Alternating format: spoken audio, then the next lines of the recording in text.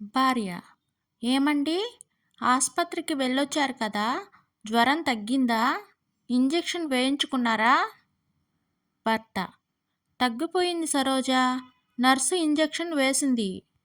భార్య: ఇంజెక్షన్ చేసిన దగ్గర నొప్పిగా ఉందా? భర్త: అసలు లేదు సరోజా. భార్య: ఎందుకు ఉంటుందిలే, పరాయి ఆడది ఇంజెక్షన్ చేసినా మీకు నొప్పి అనిపించదు కానీ నేను ఒక్క మాట అంటే చాలు మీ మనోభావాలు దెబ్బతినేస్తాయి. సీను: అదేంట్రా చందు, తలుపు తాళం వేసి తాళం చెవి ఇంట్లో వేశావు?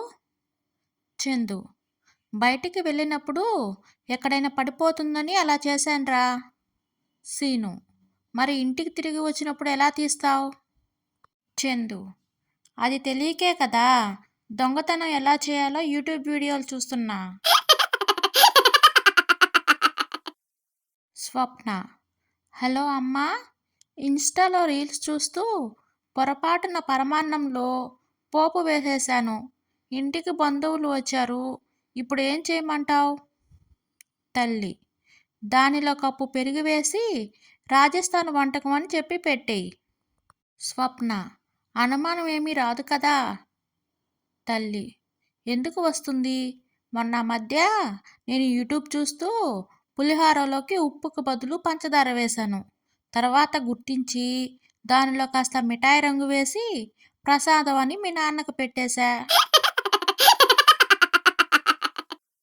రవి: ఏమయ్యా చందు, మీ ఆవిడకు విడాకులు ఇచ్చేశావంట?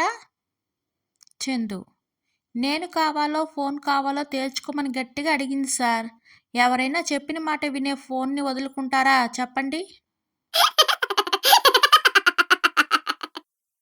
బిచ్చగాడు: అమ్మా, ధర్మం చేయండమ్మా, మూగవాడిని, మాట్లాడలేను. కాంతం: నా చేతులు ఖాళీ లేవు, పక్కింటికి వెళ్ళు, నాకసలే చెవుడు వినిపించదు. నీకు కళ్ళు బాగానే కనిపిస్తున్నాయి కదా, మరి ఎదురుగా వస్తున్న లారీని ఎలా ఢీకొట్టావు? ఆసుపత్రిలో చికిత్స పొందుతున్న రామయ్యను ప్రశ్నించాడు పోలీస్. చీకట్లో దూరం నుంచి చూస్తే 2 బైకులు పక్కపక్కనే వస్తున్నట్లు కనిపించాయి సార్. మధ్యలో ఖాళీ ఉందని బైక్ను పోనిచ్చానంతే. అసలు విషయం చెప్పాడు రామయ్య.